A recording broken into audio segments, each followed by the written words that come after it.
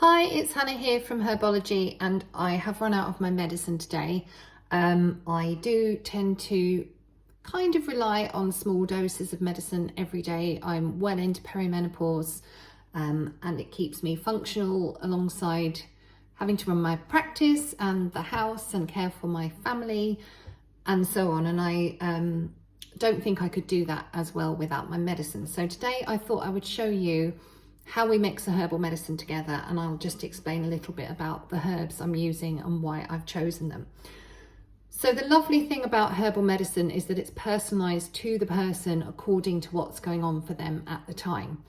And particularly in perimenopause, we kind of fluctuate day to day in terms of what our symptoms are and how we're feeling. But whatever it is you have a health problem with, it's nice to know that you can have your medicine tailor-made for you, and whatever's going on behind the scenes, we can address that using our very intelligent herbs. So the first thing I do is make a prescription. So this is the prescription that I'm working to today. I don't know if you can see that properly. So we make every prescription to total roughly 100 ml, at least 100 ml, sometimes 105, which I've done in this case. And I'm mixing together 7 different herbs today. So when I was at herb school, we were taught that this is typically what we would do, mix 6 or 7 herbs together. And I wondered why it was 7 herbs. And then since I've been studying the medical astrology, it turns out it's because there were 7 inner planets. And ideally what you would do is pick one herb ruled by each planet just to get that balance back.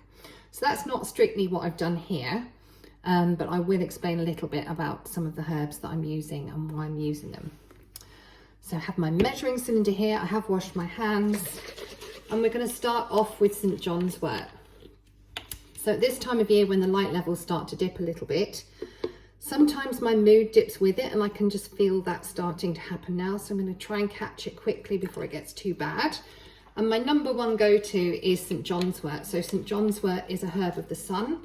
It likes growing in sunny parts of the garden or the field or wherever it is you happen to find it. And it's literally harnessing that power of the sun, that lovely sun energy, to bring sunlight into the darker times of the year and the darker parts of your mind. So if I catch it soon enough, I can actually usually function fairly well over autumn and winter with the help of St. John's wort. Sometimes I need a bit of wood betony to go alongside it, but usually we're okay with the St. John's wort. So that's going to go in just to keep my mood lifted a little bit.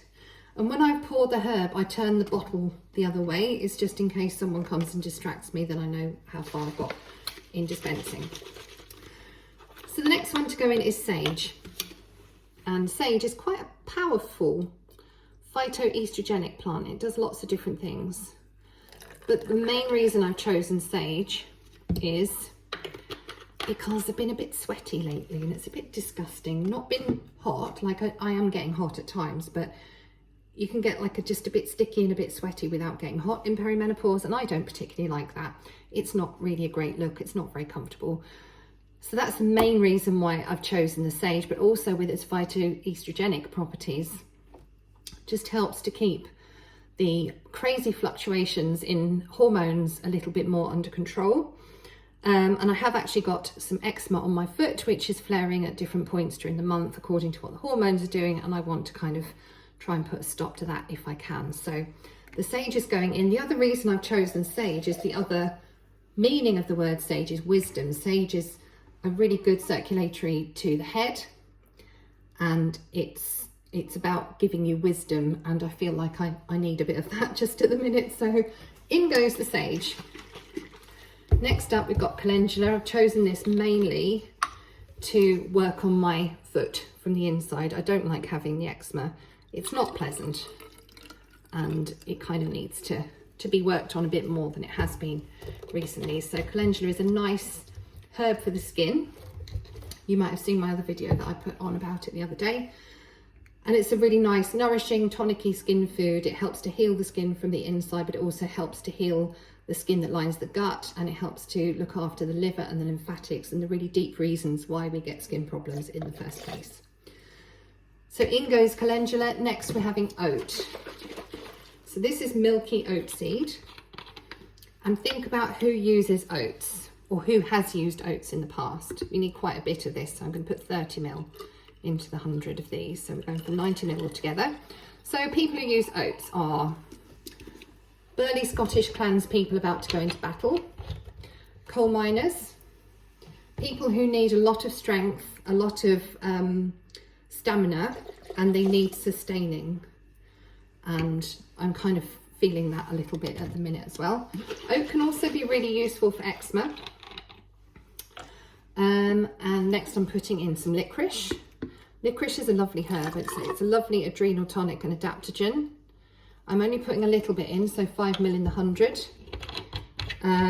But it just kind of, it's like, I call it like the conductor of the orchestra. It just harmonises all the rest of the herbs in the prescription, and it really does look after the adrenal glands nicely, which helps me to kind of produce my hormones properly and to deal with any stress that's going on. So that's gone in, and it just has a nice sweet tonic-y taste as well. A bit of echinacea, because it's that time of year when the bugs are around, but more in this case for my skin. Again, I find that if I put echinacea in my prescription, definitely helps the skin out. And finally, a little bit of barberry is going in, just because I feel I need it. Barberry is quite a powerful bitter tonic for the gut. It helps to keep the gut microbiome in good order, which is what I feel I kind of need at the minute. And again, as far as the eczema goes, it definitely seems to help having some barberry in. So there we go, we're up to 315 mils there. You can see the colour of the barberry there. You don't want to be spilling that on your clothes or your skin because it really does stain quite badly.